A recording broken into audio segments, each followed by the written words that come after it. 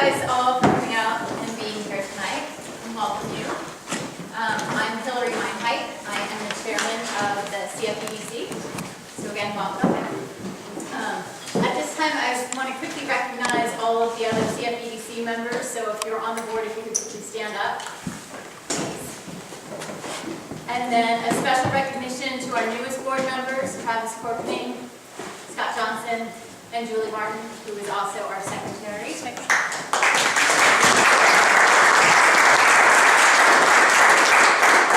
So quickly about CFEDC, we represent a vision for the future economic development of the Cape Fear region that is actionable, sustainable, and that builds on existing strengths of our region. We believe that quality of place is the linchpin of the region's future. To get there, we must have a competitive educational system, a thriving arts and cultural community, and natural beauty. We are continuously looking for members and interested, plugged-in individuals. We are always open to topics, suggestions, requests, or questions with regards to our events. If you would like more information on the CFEDC, we have brochures in the back and sign-up sheets. Tonight's event, Focus, Framework on Our Future. Last year, the Cape Fear Council of Governments, along with a group of local agencies called the Lower Cape Fear Sustainable Communities Consortium, wow, that's the guy. That's why we went with Focus. Drafted and submitted a grant application to the federal government. They were selected to receive a $1 million grant to found a regional growth and sustainability program for the southeastern North Carolina area. Today, 13 agencies and growing have worked together to develop this program, which we call Focus. Here with us this evening to discuss this program and the 10 strategies suggested to make this program successful are Jennifer Rigby, the chair of Focus. Jennifer is a long-range planner and project manager for New Hanover County's comprehensive plan. Jennifer has over 12 years of experience in private and public sector planning and enjoys working with citizens, stakeholders, and elected officials. Jennifer has successfully managed a number of planning initiatives, including comprehensive long-range plans, small area plans, corridor plans, design regulations and standards, and zoning ordinances. Jennifer serves on the City of Wilmington Comprehensive Plan Steering Committee as the chair of the Lower Cape Fear Consortium for Sustainable Communities, Focus, and has participated with the American Planning Association on creating standards for incorporating sustainability into comprehensive plans through focus groups and as a presenter at the state and national levels. We also have Al Sharp, the project director. Al has had a 25-year career in managing county governments in North Carolina and Virginia before retiring to Curry Beach 4 years ago. He was executive director of the Greater Charlotte Regional Council of Government and served as public management consultant for Research Triangle Institute and working with USAID, World Bank, and other international firms. He graduated from Penn State and the University of Kentucky and once taught at UNCW. We also have Adrienne Cox, the project manager. Adrienne is project manager for Focus and a Sustainable Communities Grant awarded by HUD, EPA, and DOT to the Wilmington Metropolitan Statistical Area. The goal of the grant was to establish a bottom-up approach to comprehensively analyze data and public input with regards to economy, environment, health, housing, opportunity, and transportation. Shortly after Ms. Cox graduated from the UNCW Master of Public Administration program, she worked for the City of Jacksonville, Urban Metropolitan Planning Organization, and prior to that, Ms. Cox worked with the City of Wilmington. Welcome. Thank you. Before I turn it over to our guest, I wanted to let everyone know that this presentation will be interactive. If you don't have one of these, just raise your hand and we'll get you one. Yes. Also, note cards were handed out or passed to you when you first walked in. If you have a question or a suggestion during this presentation, please write it on the card and hold your hand up. We'll come get it before the presentation ends. So, without further delay, Adrienne Cox.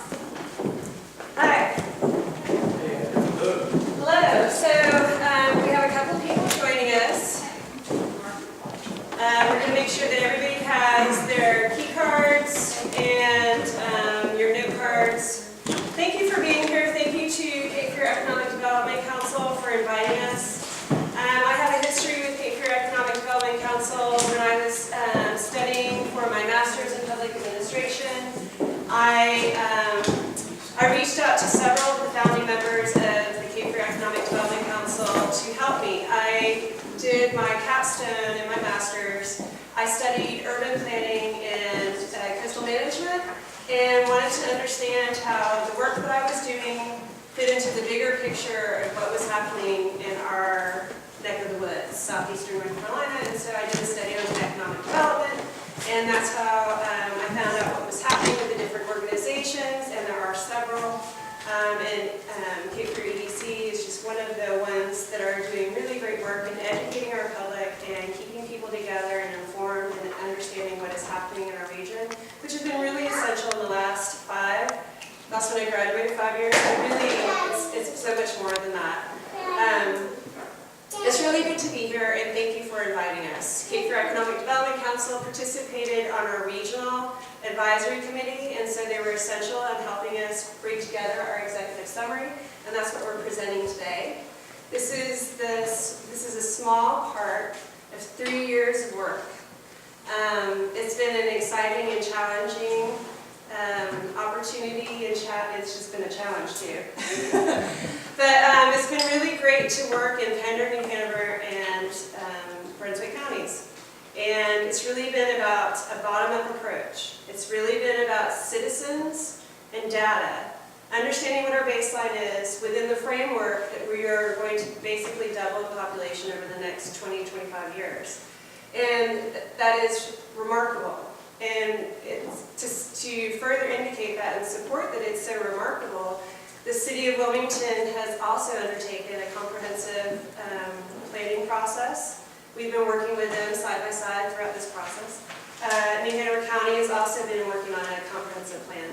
We've also been working with them, making sure that our numbers are about the same, that we're coming up with, our conclusions are coming together, and it's been very rewarding to see that that county, city, and then what we're finding from the larger region are all aligning.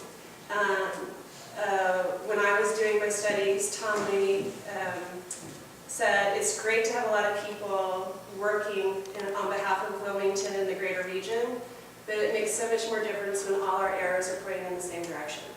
I think that that's very succinct to what we've tried to accomplish throughout this process. So, to start off, I want to make sure that everyone's clickers work. So, if you will please choose the 2 letters that are missing from this jumble word. It's also an IQ test, so we make sure we have the best crowd that we're working with possible. So we have 3, 4, 5, 7, 8. And you'll see that they light up in green, and then you'll see that your choice is there. And you can change that along the way. If you decide before we move on that you can change your answer if you'd like to. So we have 17. Is everyone comfortable with this process? Is everyone good? No. Ed, come on. No, I'm sorry, I failed this in class. Did it? I think it's more than this class. But yeah, Hey, what do I do? I hit? Yeah, Adrienne yeah, understands just instructions. is it lighting green? Right here? Is it lighting? No, it's not. It's not here. That's why I know. Is it lighting Oh. green? Yeah, it's supposed to be green. Yeah, so here.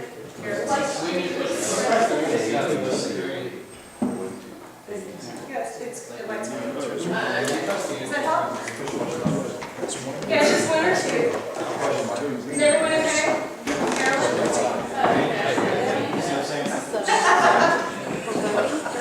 Yeah, I mean, it's just a test right now. You guys okay?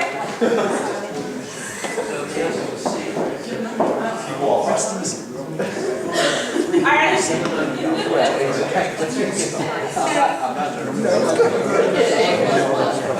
You're 26. I think we have more people than that. All right, so we have 81% who were not challenged by this. Come on, and this, I want you to just, honestly, we're talking about serious subject matter, but I really want us to have fun. We all love living here. We should have fun talking about it. As an urban planner, I use lingo all day long that isn't always easy for even my husband to understand.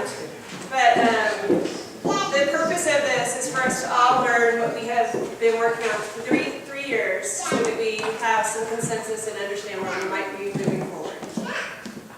So, the executive summary is a small section of the larger report.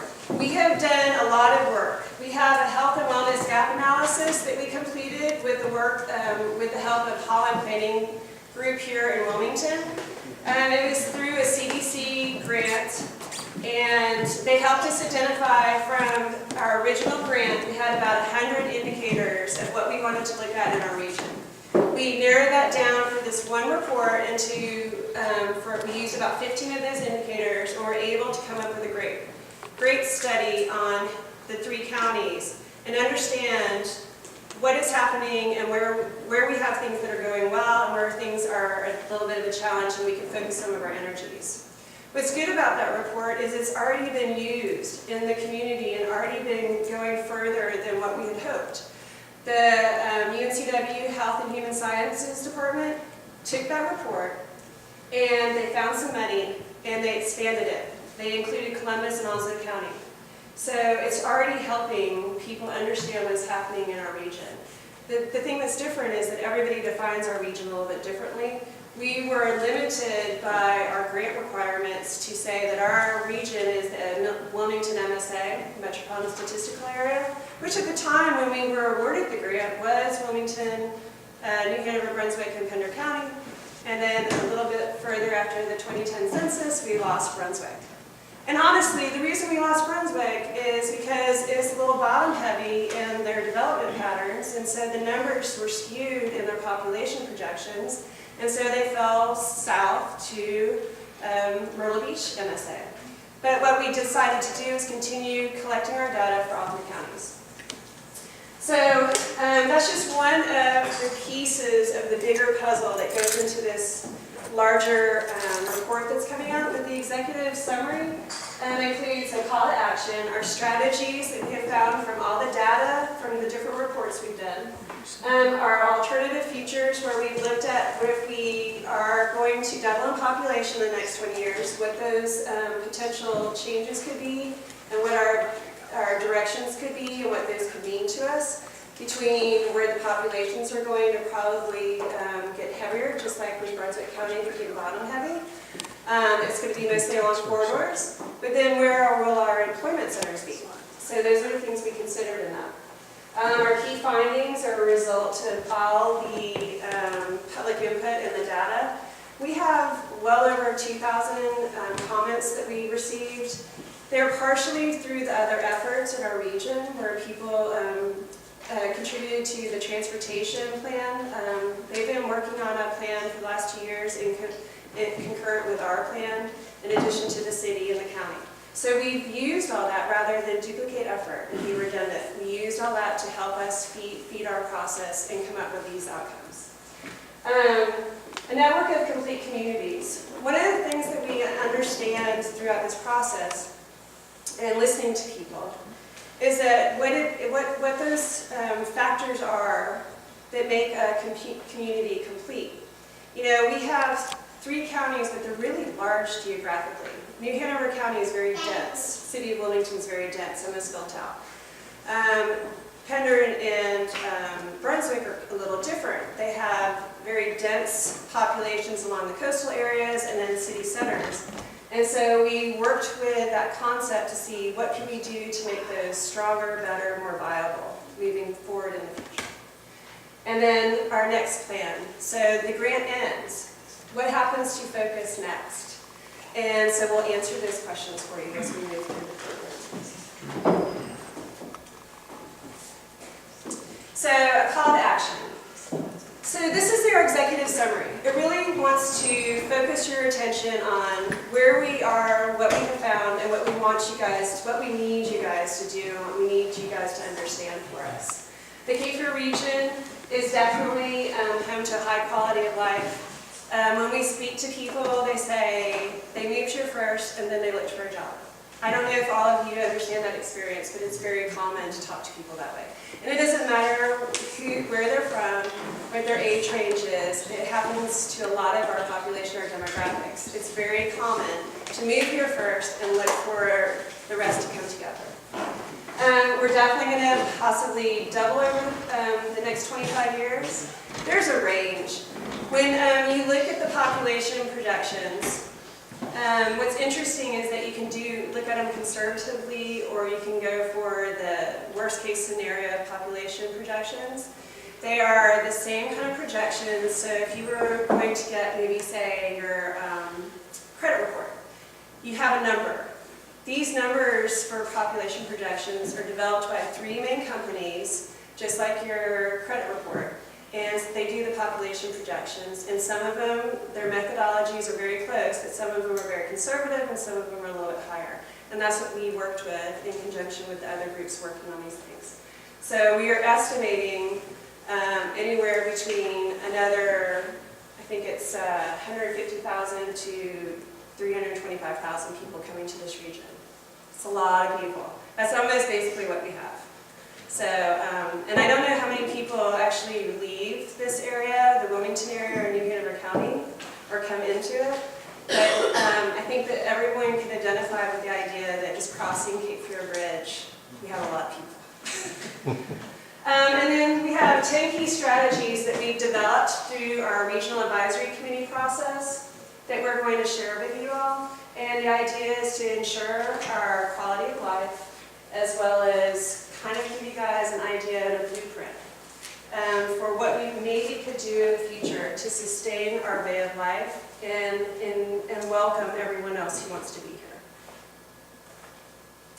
So, our first question. See if we get this in. The projected population growth is, will it be good for business? Does it threaten my lifestyle? Does it provide job opportunities? Does it jeopardize the environment? Or is it a good reason to plan regionally? So we'll take your answers now. Oh, see, like now we have 29 people total voting.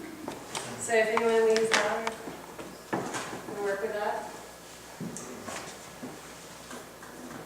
Okay, so we're ready. We'll look at the results. Ah, it's a great reason to have a job. Thank you. So yeah, it really is a reason to think forward and be proactive. And that's exactly what the other, it's interesting when you're too busy in the development world working for a local government and you're working with developers, you want to do anything you can to help economic development and help them get out the door. But it doesn't always mean you're proactive. And this economic downturn has allowed us the opportunity to be proactive and think about our future. And not what we're willing to take, but what we want, and what we want to enhance, and what we want to thrive here. So that's exciting to see, and we'll be able to save that in this presentation and share with the public later. So I said that we've talked to a lot of people. So a very common sentiment is I want to live 5 minutes from where I work or 5 minutes from where I want to play. Does anyone feel that? Does anyone identify with that? So if I'm going to have to travel a long way, it's just one or the other, not both, right? If I'm going to pay to live at the beach, then I may not care about where I end up working. I don't care if I have to travel to Columbus County, and we have people who are doing that. We have a lot of people who travel outside the 3 counties. It's very interesting how many people actually get on a plane and commute to DC and Chicago. That's not a lot of what people hear about, but most people live within the urban hub and travel out for work. And then there's the other side, where people really enjoy not having their neighbors right next to them. They have a little distance, they have a little different way of life, and they will come into the city to work, to make that living that allows them to enjoy that way of life. That's one of the things we understand that people really want to preserve. It's very, very much an essential, integral part of what we have found in our communities throughout the 3 counties. Additionally, people, our family love it here, but my kids might go after they graduate. It's very common also. We did an equity report through a group called Policy Link out of California, and it was really interesting. They were a dynamic group. They brought a lot of extra information because we have census information, but they dug deeper. And what they found out is that we are increasing in population on every level. We're increasing at the white level, the Latino level. All our demographics are going up. The older you are, the younger you are, it's all going up. The one demographic that is not going up is our Black community between 24, 25 to 55. That's our working population. They're not finding the jobs here. They're not finding the well-paying jobs that can support their families. And so they're leaving. And that's the biggest statistic that came out of our equity report. It was very, very sobering, but not necessarily something we may not have suspected. And a lot of what these statistics show us is maybe just supporting what we may have thought is going on here, but we don't know for sure, and now we have the data. That's the biggest thing that Focus has brought to the public here. Finding affordable places to rent. I had it repeated to me the other day at Cape Fear Community College. The statistic was 22 to 4? About 24, 25. So right after college to 55. Yeah, and please feel free to ask questions. I'd like it to be an open dialogue and everyone to be comfortable.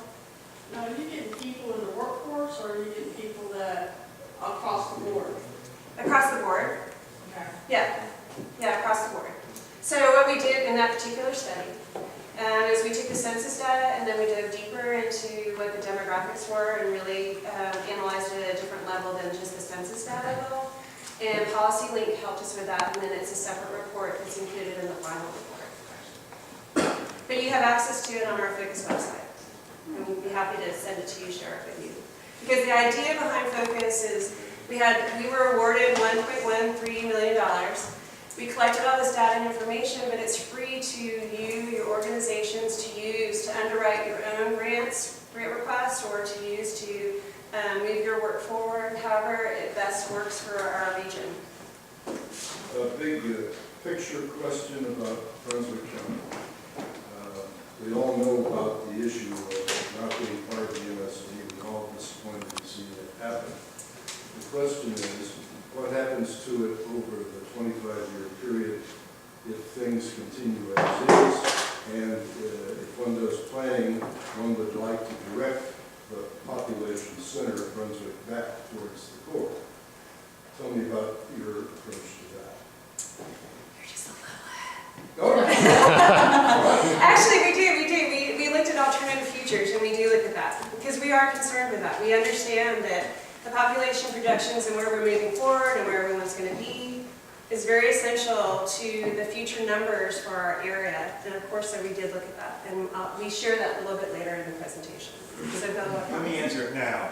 What there was a differential of 87 people that flipped it towards the south. And what is happening is that as investment is being done in Leland and Belleville, the area in the northeast, it will push back, okay? And it really depends on what public policy is. If you wish to encourage development, then you're talking about infrastructure investment. Yeah, I mean, it really was such a small nominal number. It's just amazing what a change it made. But hopefully by the next census it'll change again. Can I ask you one question? Do you feel like cost of living, like in Wilmington, is the reason that's changing that demographic? Cost of living? Because I was born here. Yeah. And I've seen a lot of things happen, and I've done a lot of work in the system. I know a lot of my friends have moved to other counties because they couldn't afford to be like in Leland anymore or Rigby. So do you think that's a good reason why you're seeing that change so much? It definitely has impacts. On a federal level for economic development, we used to be Tier 1 counties in Pender and Brunswick. We're now Tier 3. And it's because the demographics are they've changed over the last 10 years and have kind of skewed what the real picture is. And one of the reasons why we did the economic, or the equity report, because what you see is, it's interesting. As a state, everything east of 95 is always a little different from the rest of the state, with Charlotte, Raleigh, and the Triangle and whatnot. But when you come closer to the coast, it's a little different from east to west of 17. And when I say Tier 1 and Tier 3, the amount amount of help that we needed from the federal government to keep things flowing and as far as economic development and funding. So now the reflection of Brunswick and Pender counties are that we are higher educated and have higher incomes, which really isn't reflective of the full picture. And so the numbers are skewed. And again, one of the reasons why we went to look back at it. And so cost of living certainly factors into that. And it's reflected in our report. There's definitely an income gap too that we get into. So what I've moved on to are our strategies that we've come up with as a result of everything that all the different reports. And what's really great is there's triangulation of all the different reports we've been working on. They've all kind of come to this point where they are overlapping in recommendations and understanding the same needs that all three counties should be, that the rest of the leadership and decision makers should be kind of contemplating. So within our strategies, we recognize that they fell into these themes. We have buildable, livable places, providing abundant choices, and connecting voices. So, it's so funny, because sometimes we just speak to people and they say, and honestly, not to single out my husband again, but he'll say, oh my God, there are too many people. Just stop it. When I tell people, oh, we're about to double the population, he's like, can you make them stop coming? And but that's the sentiment amongst a lot of people. When we speak, going out into parks and talking to people at public meetings, they'd say, you keep telling me this, but I kind of don't want to hear it. I want it to remain this pristine, beautiful place that nobody else knows about. That's never the way it works. And one of the reasons why I went to school to study urban planning and coastal management is because I knew that's where the people were going. It's these urban centers where you can work, but also have a quality of life that you can maintain. It's the perfect balance. It doesn't mean that we're going to give it up by doubling the population if we plan for it. It really is important. So the most important part that we've come out of this with is that we need to leverage our regional resources. We have so many good people doing so many good things. We need to work together. We need to have connected voices. It really is it's so simple and yet a little bit more difficult than you would imagine. The planners that we worked with through the county, the city, the 14 organizations that are part of Focus, it's been a while since they've gotten together and met at the table to talk about what they're all doing together and what they're accomplishing on their own that could benefit one another. It's been one of the best parts of this experience, that people are coming together, have built relationships and partnerships and trust, and they really are moving forward together. So, key challenges. We need to update our land transportation infrastructure policies. We know that those haven't been done. Jennifer, when's the last time the county updated their comprehensive plan? This is our first comprehensive plan. Oh, they haven't. Okay. We've had PAMA land use plans, but this is our first true comprehensive. Yeah, so it's huge for us, and it's because we're booming. This is the place to be. This is the place to do business. This is, we need to think about it. Implement a multimodal transportation system. Our Wilmington NPO has grown by leaps and bounds, and their budget has also grown because they have more urbanization in our area. So they're really trying, they're doing great at working with us in their future plan for 2040, but also thinking about what the changes are, and they are a leader in economic development, where the transportation corridors are very successful, businesses and whatnot follow. Everything follows transportation. So it's essential that we get that right. Passing the transportation bond has been a really good thing for us as a community, and I'm really glad that that worked out. Preserving our contiguous areas of open space and protecting critical environment habitats. That came to the top of what we need to think about are our key strategies. Creating more housing choice and opportunities for everyone. Again, cost of living. A lot of our cost of living, if you spend over 30% of your income on transportation and housing, you're falling behind. And it's very reflective in our community that that's a large part, a large segment of our community throughout the three counties. Create a place-based regional economic development strategy.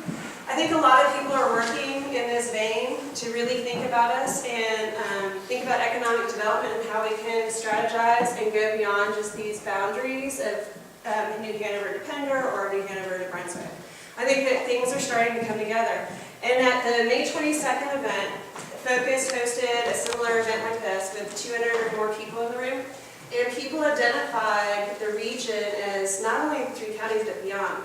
Because when you talk about the market and who you're selling to, it is everyone beyond just these 3 counties. It really is, the business environment is just southeastern North Carolina. It doesn't have definite boundaries, and so we shouldn't think of ourselves or limit ourselves in that way. Strengthen our regional workforce through improved education and training. That comes to the top of almost every person that we've ever spoken with. Job training, access. Honestly, it's almost like the bridge between getting trained and finding the job. That bridge in between is really what we have to work on here. And one of the great success stories is Hometown Hires, with a public-private partnership who have hired 93 people in our local area. Connect destination workforce and jobs more effectively.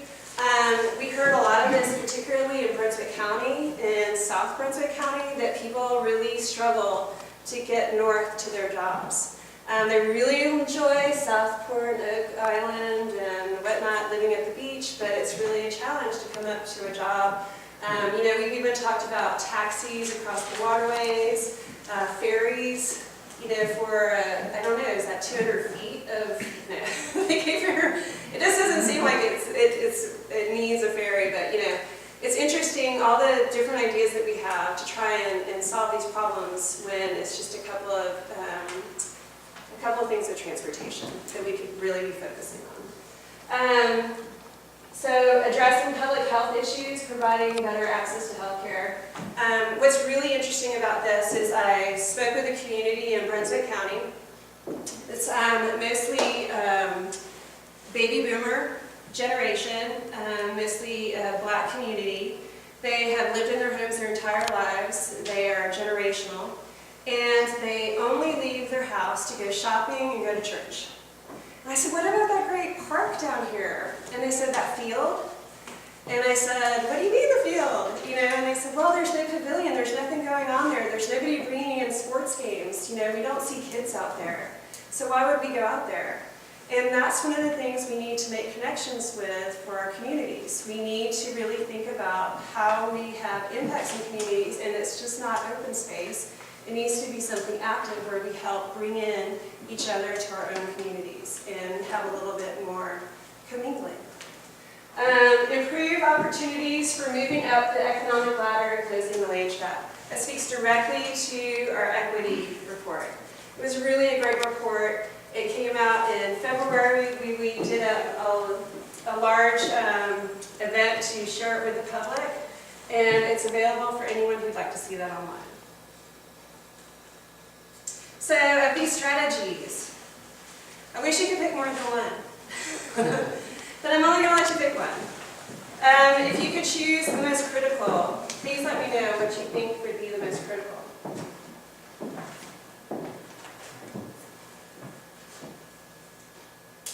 What is meant by leverage regional resources? Like, which resources are we using?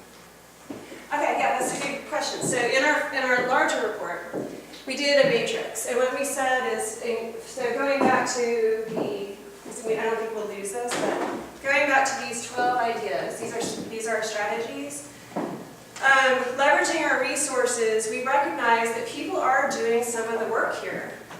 People are working together. There are some success stories in our region.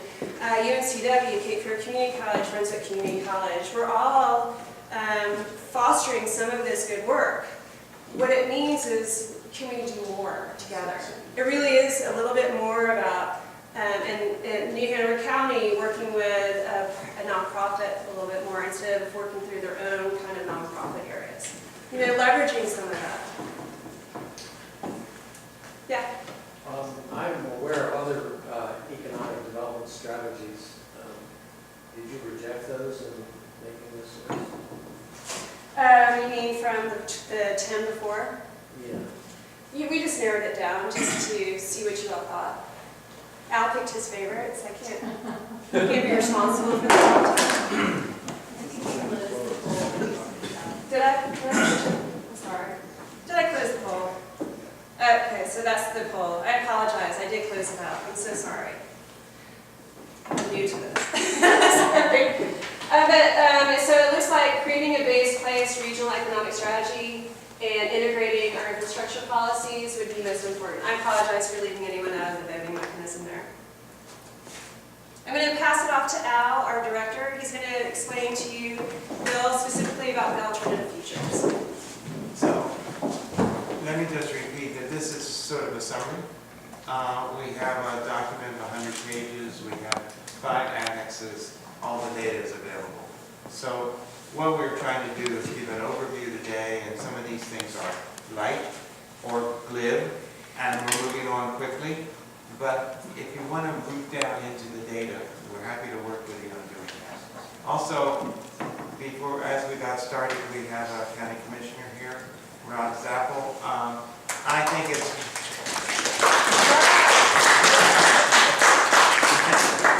think it's really great when our elected officials come out and when they're not on the stage and they're out here as a citizen and someone that's being listening to the process. So one of the processes that we did about a year ago was to look at alternative futures. It's a technique where you take key components and you play them off against one another. And what it leads to is the question of how you can have effectively alternative policies that result in alternative futures. There were 4 of them that generated, and we used our consultant group Renaissance to look at it. And the first one is, of the 4, is business as usual. And this is where there's really no real targeted public policy, that market conditions will sort of move forward. You'll get effectively an urban sprawl, you'll get an impact on your roads, and there is a tendency, if there is no public intervention on this is what will happen. Adrienne talked about if there's more than 30% of your income used for your housing costs and your transportation, that effectively you're at a disadvantage. Well, sprawl effectively increases that. And the question earlier, why are people moving out of New Hanover County? One, competitively, it's very hard because the price of homes has gone up, price of land has gone up, and what they have effectively done is in order not to downsize their houses, they've moved farther away from their job centers. Well, alternative futures would be one way of explaining that, okay? People are less competitive when outside money and retirees come in, deep pockets from the Northeast, they are effectively competing very strategically. The second scenario is basically an alternative future. And what you're talking about here is an encouraging mixed use. New Hanover County is in the midst of a comprehensive plan. The city of Wilmington is both. What each of the jurisdictions are looking at is how to maximize their current investments in infrastructure, how to take advantage of it. To use a classic example, Market Street used to be the routes in Florida 50 years ago, and now it's kind of the forgotten highway, and it's in the process of being redeveloped. There are things being torn down and built. It is effectively an example of infill. In larger metropolitan areas, you will see this as a combination of commercial activities and residential activities. And so in Charlotte, what they effectively are seeing is their obsolete urban corridors are being reinvested in, and there is a combination of mixed use, commercial, business, and residential along these corridors, and they're tying it to transit. We're not in the market for transit in Wilmington, New Hanover County. We don't have enough heads, but effectively you can consolidate your development along transit corridors, using bus and other kinds of things. The idea here is that you can see that development will occur around existing centers, whether you're talking about Burville or Surf City or Southport or Charlotte, but certainly the core of development is in northeastern Brunswick County and New Hanover County and Wilmington, and you can go out now and see the redevelopment occurring in these areas.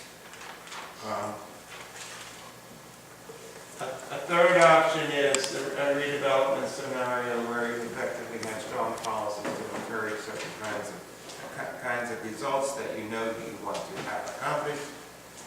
This is where the city and county are focusing many of their efforts. And what the idea is that people would like to live close at hand. And that means that ideally, they'd like to live and work and recreate in close proximity. And the question is, can we accomplish this in the region? There will be a pattern of growth here where you will see that there are concentrations both in the coastal areas with people moving in New Hanover, Wilmington, by filling in, and by development in the Leland, Delta area. The most concerted effort is where public entities pick core areas on which to have growth. And so effectively they would select core development areas and put their emphasis behind those. And so it would be the question then of where market choices would occur. And so the idea is that by concentrating growth in these high growth nodes, you can maximize your investment, but you change the complexity of your community. And so this is effectively occurring in some areas, but in the region, there needs to be a wide range of choices. And so what you will see is patterns where there are apartment complexes being built here in Wilmington and on 17 Corridor and across the river. And in some way, that reflects growth nodes. On the other thing, it also reflects the demographic shift that's occurring, and what you have is a delayed creation of families, more and more people moving into smaller units, people are getting married less soon, having children less soon, and effectively, this may reflect our future. So, these are exercises, these alternative futures. The reason to look at this is to see how national trends affect our three-county region and greater Wilmington area. You can see things happening in Charlotte or in Kansas City or in Denver that have implications for us, but they won't be replicated here because our population is not so large, not so concentrated, and not so focused. But some of the patterns will emerge, and we could be ahead of the curve in terms of knowing what's happening. So even when you have major subdivisions being developed, you're finding that they're being developed in a more ecologically, environmentally friendly situation, and effectively they're giving alternatives to people in the region. So, moving on to that exercise, there is the whole question of the importance of public policy. And this is one of the quicker questions. So, what is the importance of public policy? To strengthen market choices, provide a framework for future development, leverage infrastructure investment, protect the quality of life, all of the above. So 12 responses, 20, it's at the bottom of the story. 24, 27, 28, 21, and 30. Excuse me a second. we're growing. We grew just like our region. Let me save this, or is it before you go? Before it is, you were talking about Denver and Charlotte. Denver was selected number 1, Charlotte was number 4 in housing growth. As prosperous, really doing well. And so in Wilmington, we're nowhere near that number. I heard that Charlotte was like 3 or 4 years behind, I think what we are is we're behind the curve here in the greater Wilmington area. That the economy is turned around in larger metropolitan areas sooner, and that we will see a growth and a deepening of the housing market here over the next couple of years. And you're already hearing from the construction community that there's a shortage of labor, a shortage of made lots, and that the so-called zombie subdivisions are coming back alive. You know, half dead, half alive, and people are reinvesting in them. So when we look at national trends, we're on a different time sequence. We're a little slower than some of the others, but some of the trends will not happen here because of our size. But some of them will just be visited maybe. Adrienne, how do we? Okay. Public policy suggests that all of the above are really, and this is the whole question, is there has been a fallback during the recession of public policy making decisions. And effectively what has changing is people are, as they are better prepared, they are economically more on balanced ground, they're willing to accept the fact that you can begin to predict your future by making informed decisions. It's not for me to tell you what the decision should be. That's the process of the electoral system and a lot of the dialogues that have gone on for the last 2.5 years. But no matter where we were, no matter who we talked to, there was the idea that we ought to put our arms around the future and make some just strategic decisions. There were key findings. The key findings are, and remember, this is just a preview of what's in the final report. The key finding is that growth is an opportunity and a challenge. The very people moving in or having kids here are business opportunities. But they also require more school seats. They require an investment. They require the question of sewer and water. There is the question of how do you have enough opportunities in your community colleges so that people who want training beyond high school are available. The second finding is our environment is a critical asset that sustains life, fuels growth, and protects prosperity. We found throughout the region people either stay here or come here because of the quality of life issues. They're not coming for a job at General Motors. We don't have them. They won't come. That's not it. They're here because they've come and visited a family member or gone to school and they found out it's likable and it's worthwhile and they want to stay here. And as Adrienne said, often they come before they find a job and then try to find a job, or they come and crash with their parents or their grandparents and effectively make life here. So the very things that attract people here is our rivers, our climate, our beaches, the quality of life here is threatened by enormous population growth if we don't manage it. And managed growth was a bad word during the 1990s. I think it's now being understood better. You can manage growth systematically and sensitively and effectively have some of the best of both worlds. It's good for there to be more people here, more rooftops. It is good for business. People sell more, build more, buy more. I'm sorry, you were going to say. Yes, sir. In question, in reference to the percentage of new growth, you talked about the people that come here, they visit, and they stay here. What percentage is that? I don't have a percentage off the top of my head. Okay, what we don't have is that kind of data. What we do have is the number of people who have moved in from other communities, and we don't know whether they had a family member here or not. The census materials doesn't show that. We do know that they were born elsewhere and have moved into the other areas. And what's fueling the growth all along the coast are people moving in from the Northeast. You survey people coming in from New York, New Jersey, Connecticut, that's where we're moving in.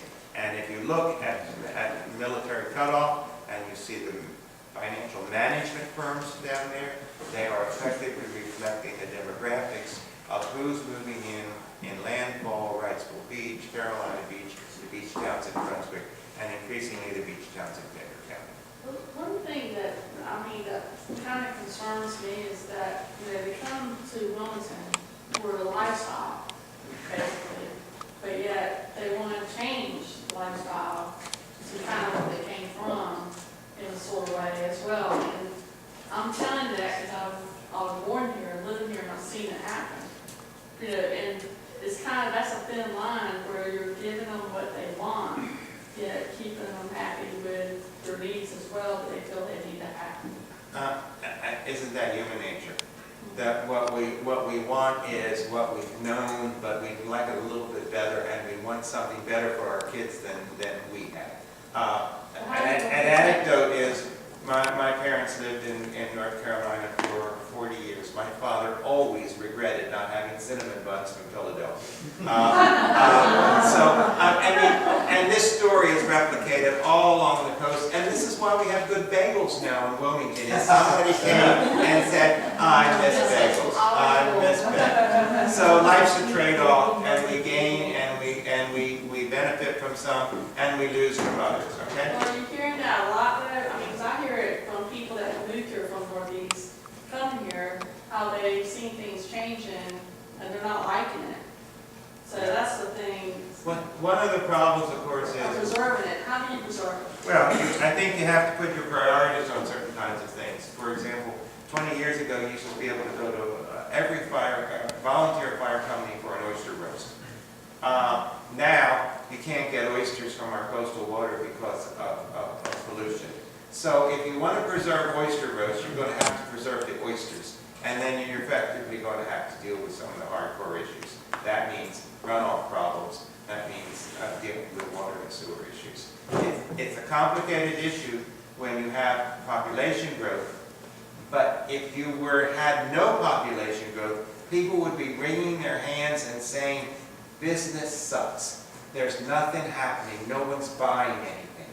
Okay? And so the challenge for the community, these 3 counties and the 24 municipalities here, is to balance this. Take advantage of the population that comes, make sure that we save what's best, and trade off some things. When I taught at UNCW, we're getting into anecdotes. Many, many years ago, I jokingly say, it was before College Road was paved. Wilmington had the highest number of fast food restaurants in the nation. It's not true anymore. We're upscale, okay, and there are better restaurants now. So is that a good or a bad? I don't know. It all depends on whether you really like parties or not. Okay. So let's go on with other kinds of things. Wait a minute. Okay.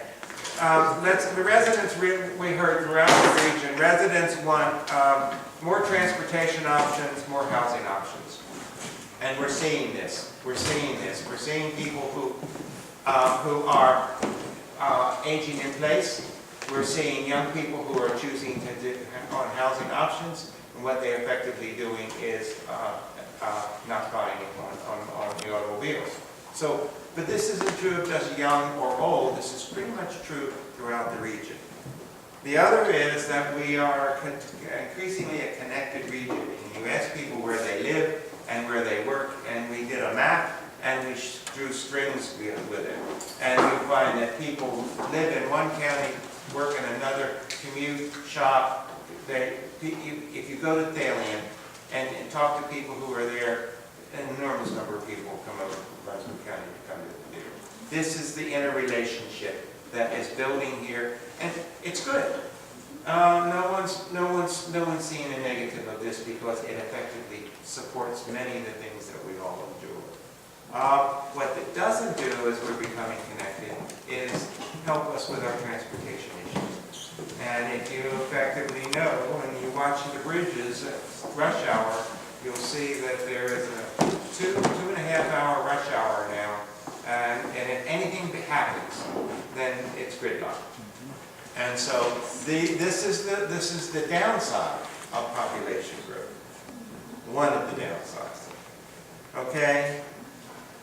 Another key finding is that inequality is holding the region back. And what you look at, if you look at all levels of education, our minority populations make less money, $5 less per hour, whether you're a PhD or whether you're a fast food worker or whether you're an office worker. And this is holding back this region. And if you get to the major report, you will effectively know that there will be a multiplier if people effectively are making better wages here. The gap is it's cost of living, wages, it's hard to make it match. Finally, our economy is an untapped potential. This is a picture of downtown Wilmington. We could have just as easily had Castle Branch. There are enormous opportunities for entrepreneurial activities here. There's a real energy here coming from UNCW and our community colleges. And effectively, we need to find a way of making this more realizable. And this is the very organization that is targeted to this. And so these are the key findings. Below this key findings, there is a multiplicity of data that will be available in this report. There were 6 key findings. Do you agree with the regional key findings? This is an opinion. Strongly agree, somewhat agree, neutral, somewhat disagree, strongly disagree.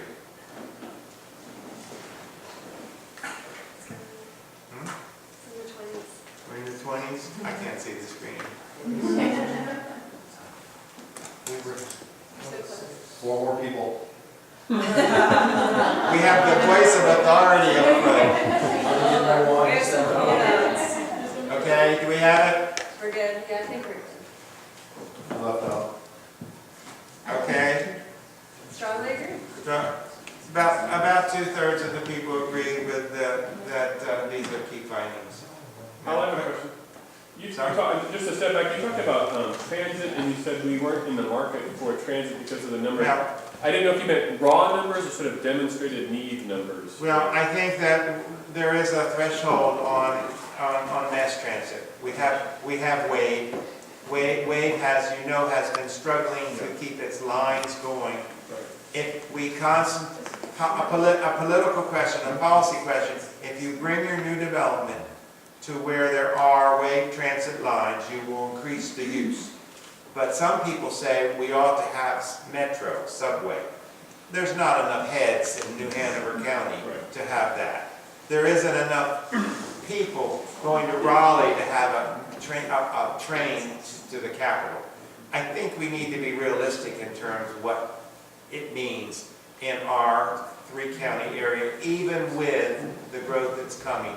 Will still only be either 500,000 or 600,000 people, which is small compared to other metropolitan areas. Okay, Washington D.C. area, which everyone uses as an example of the best and the worst, has approaching 5 million people in their metro area, and so and an unlimited federal pocketbook. So of course they're going to have metro. Okay, we're not going to experience that.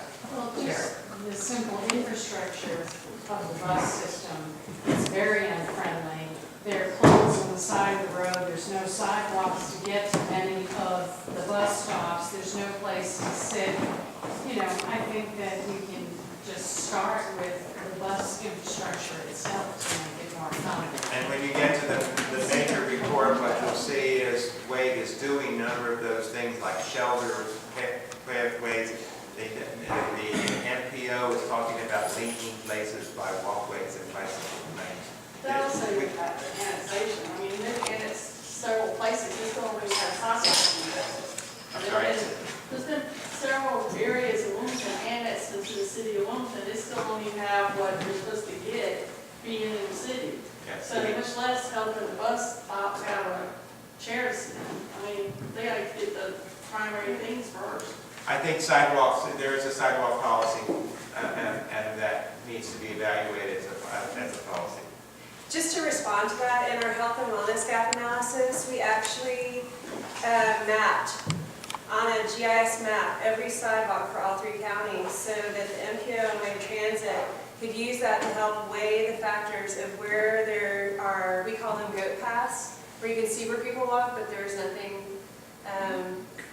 It's not level. And so they're using that, and that's why that was an indicator that we put towards that particular study.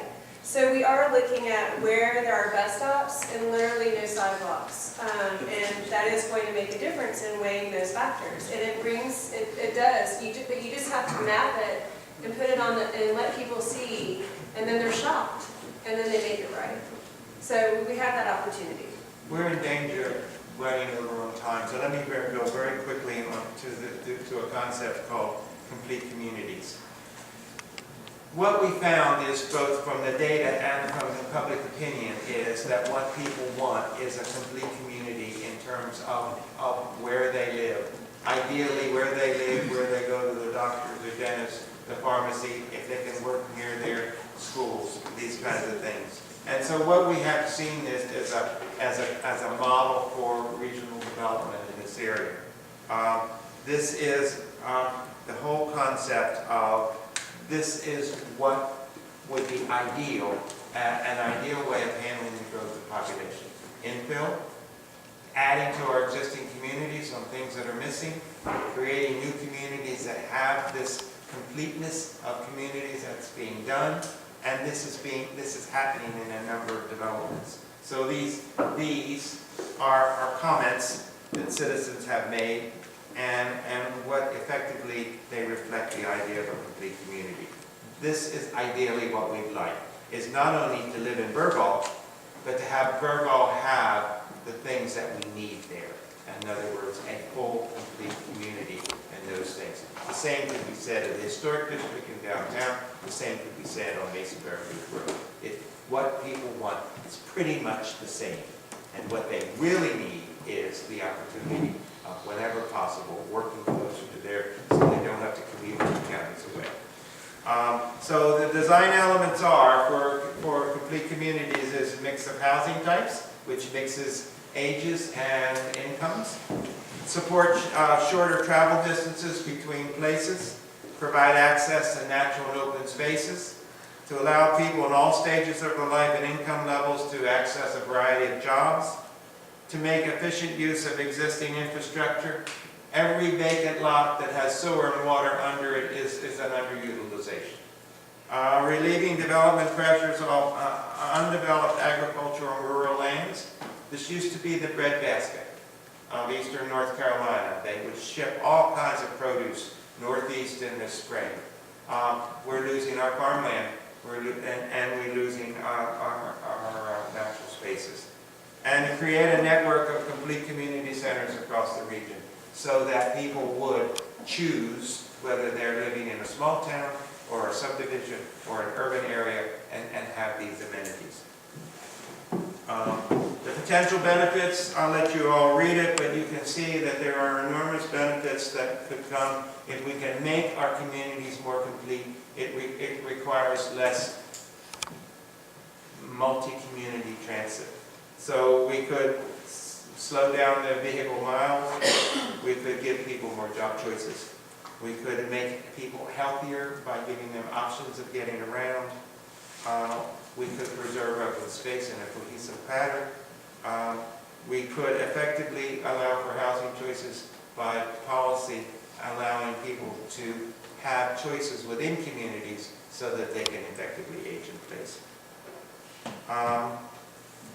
Which of the complete community benefits most resonates with you?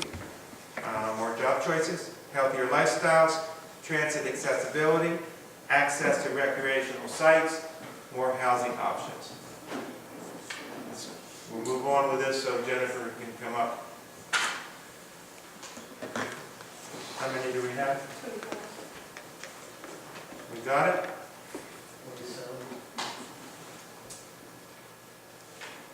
Okay.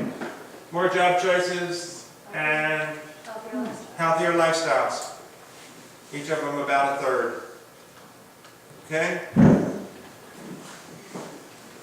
Moving forward.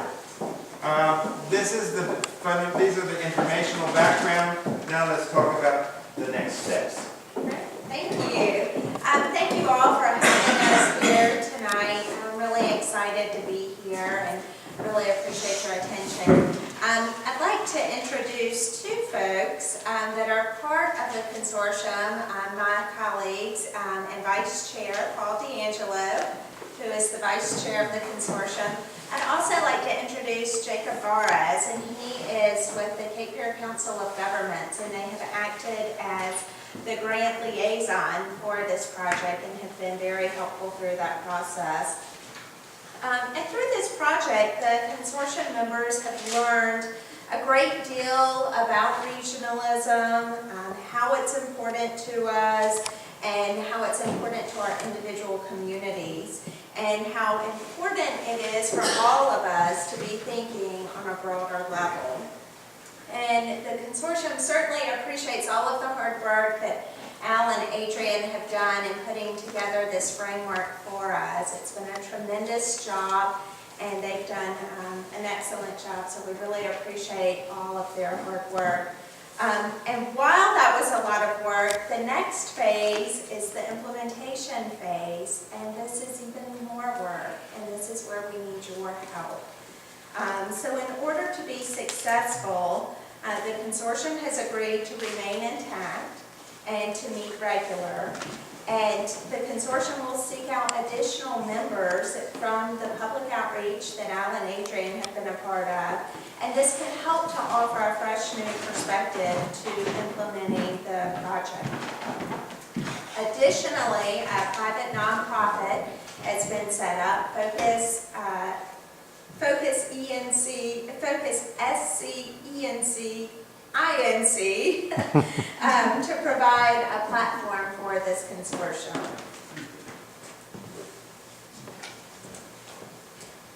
And the current members that are a part of the consortium are listed here on this slide.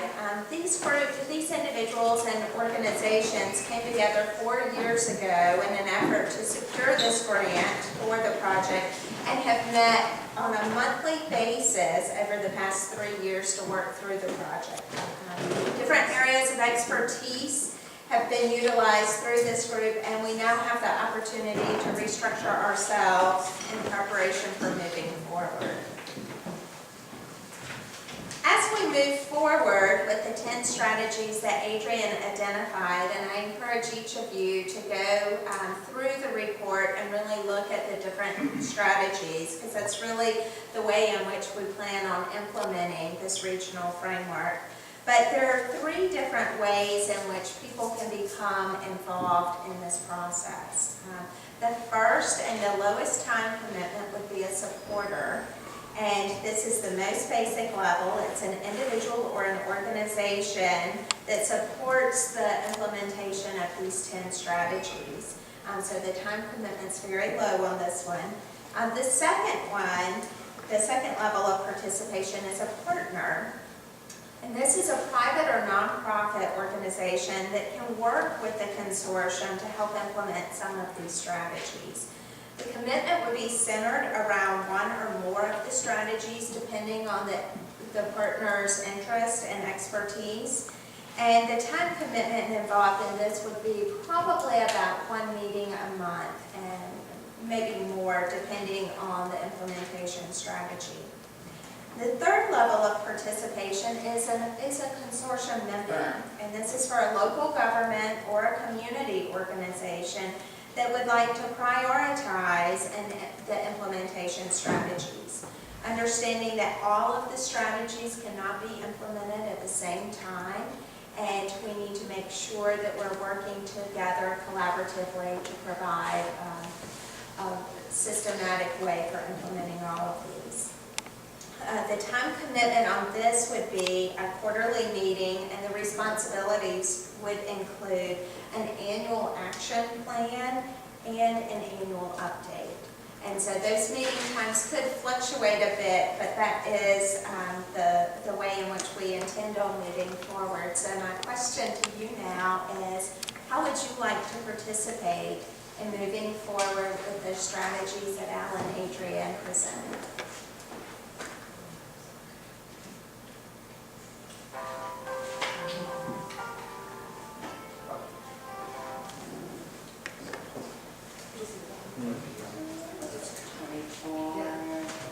Is that the right time?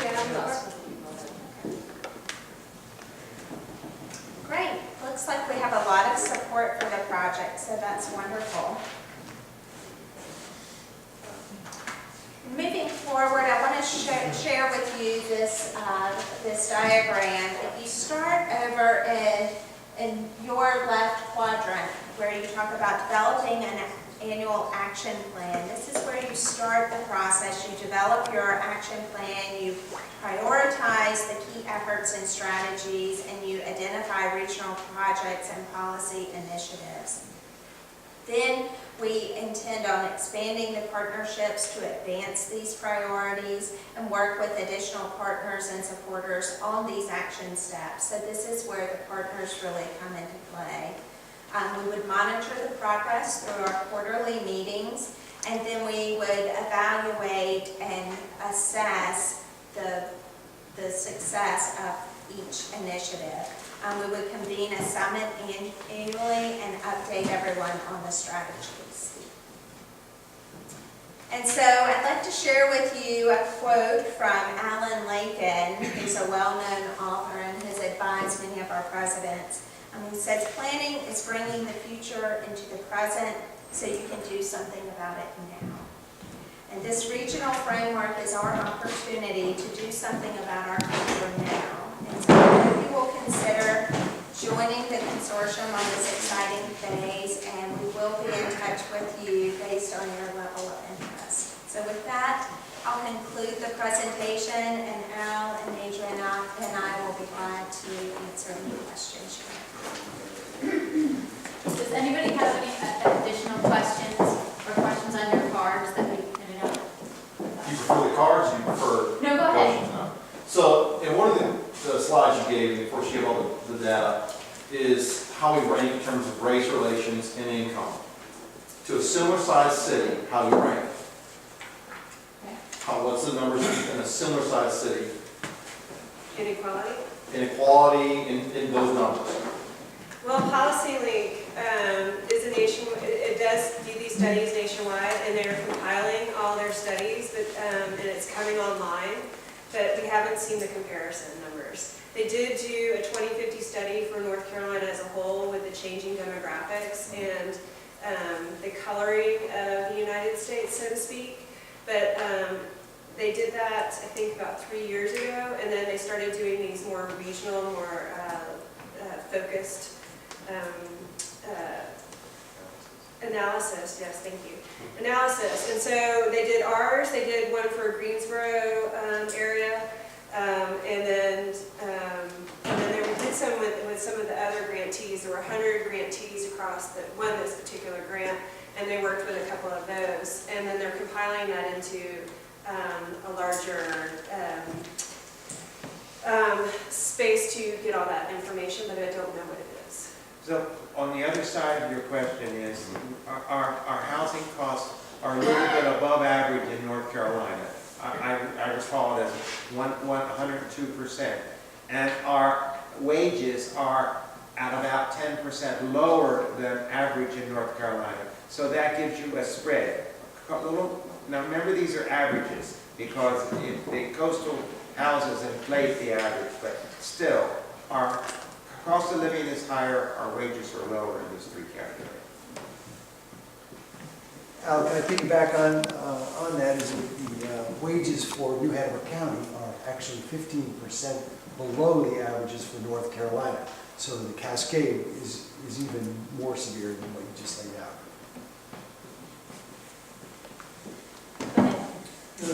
My question, my comment is really along the lines of equity and the equity profile that we developed. One of the outcomes that we dig into the equity profile was essentially the acknowledgement that of the levels of poverty within the three county areas, especially in Brunswick, where we have a poverty level among children over 20%.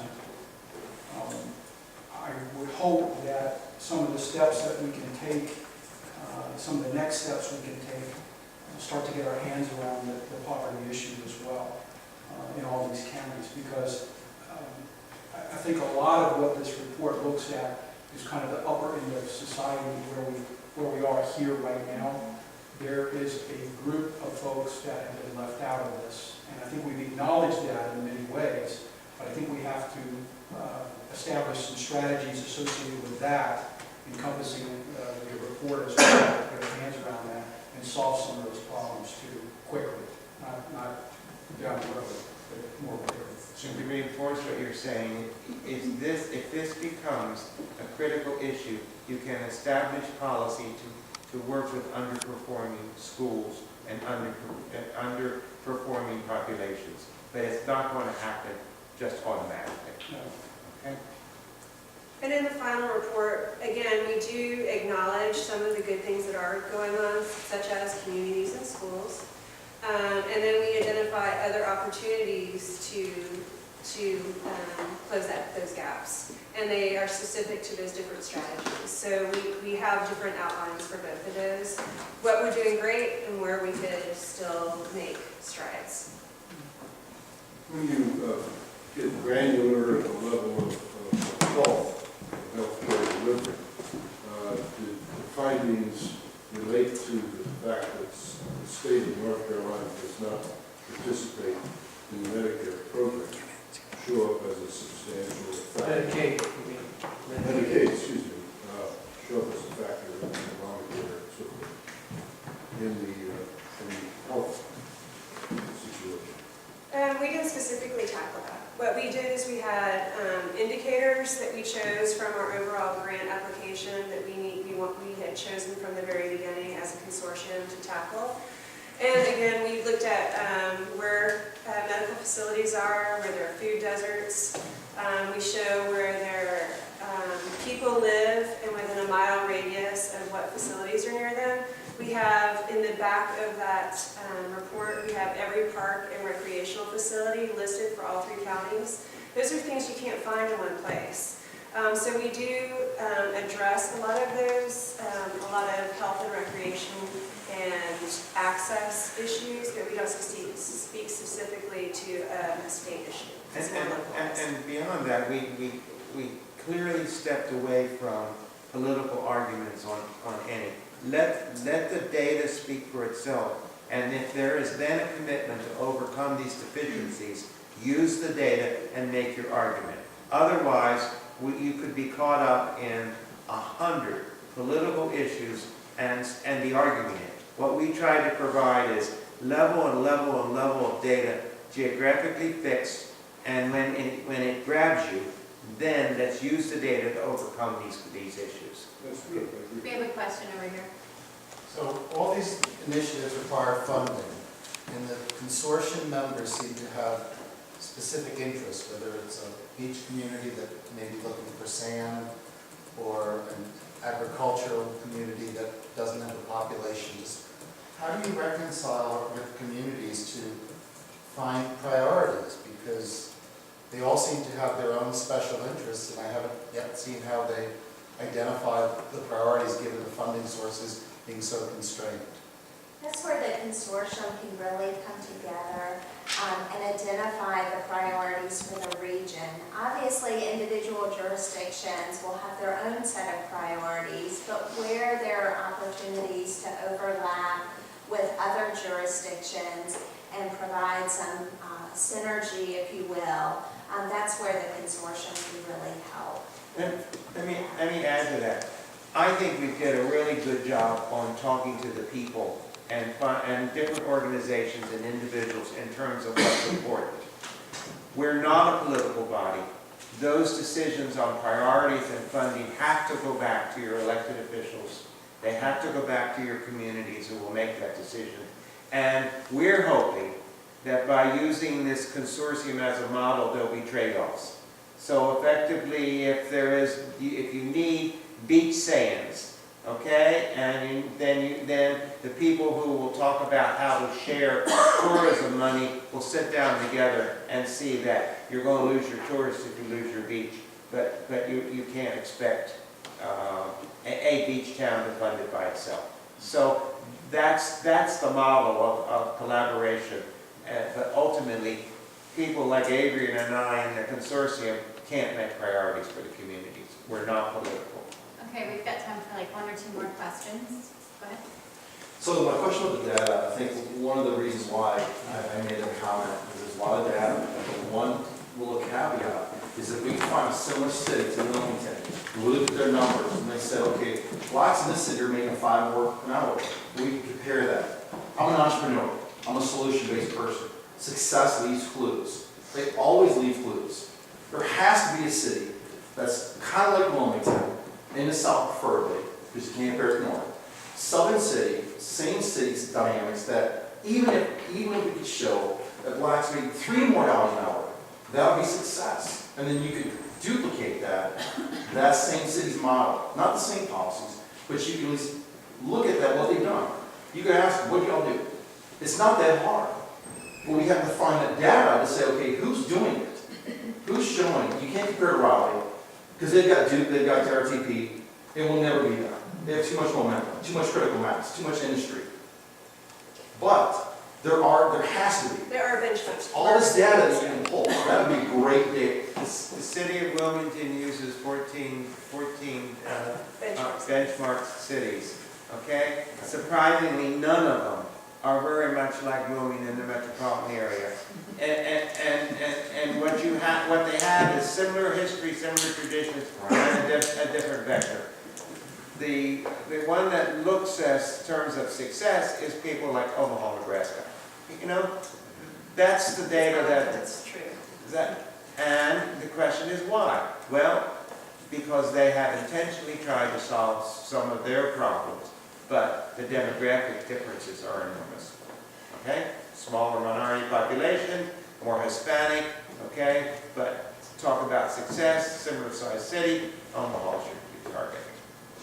I think you've all done an excellent job, and I wonder, since this is continuing, will you be looking in the aspect of quality of life, will you be looking at crime, public safety, and drugs?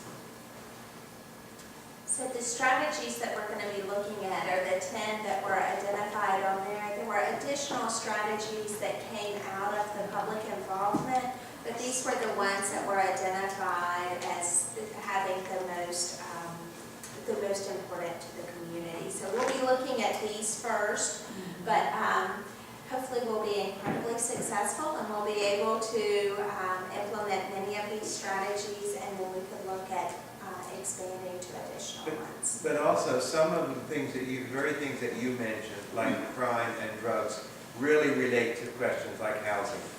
Okay? And as you get into the housing issues, then you get to those kinds of questions.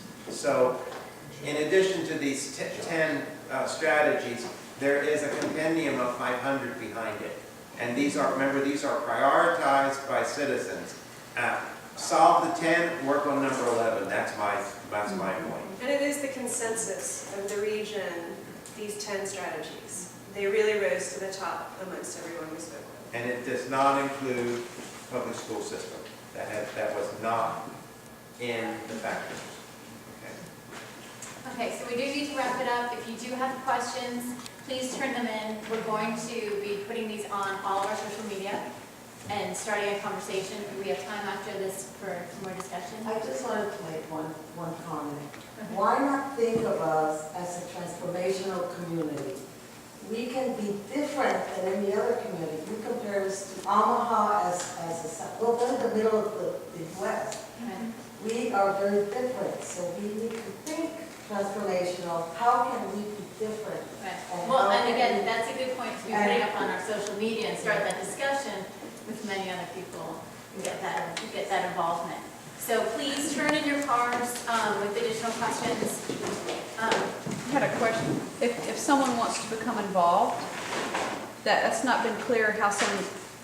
We want to contact the chair, who is Jennifer right now. Please email Jennifer at chair@Focus. It's in southeastern North Carolina, so senc.org. We have an active website, active social media on Twitter and Facebook. You're welcome to stay in touch with us, any of those methods. But if you want to specifically find out how to stay involved with us or get more involved, as we really are transitioning from getting all this information and then kicking off the real work, please let us know. We would love to have you. just like to make one quick comment. I know you're trying to wrap it up. Yeah, no. But there's another terrific resource for information, demographic information. It's called NACO, N-A-C-O, the National Association of County.com. And they have a wonderful interactive map that gives you all the counties in the United States. And you can click on North Carolina and click on New Hanover County, and that has a tremendous amount of information demographic-wise, et cetera, or Brunswick or Onslow. Another comment I want to make is that the success, and thank all the members of Focus and certainly Jennifer as well, in the comprehensive plan. The work that you've done, I'm speaking for the other county commissioners and the county government, has already had a tremendous impact. I say that coming fresh from today, going our first pass at the preliminary budget coming up for the next year. And I can tell you, you'll see numbers that are reflected nowhere near as much as we want, but your work is already being reflected in the budgets we're planning forward as we start planning for, I think, needed improvements throughout our quality of life, all the issues you've talked about here. I think you'll be pleased. So thank you. Your work has been great.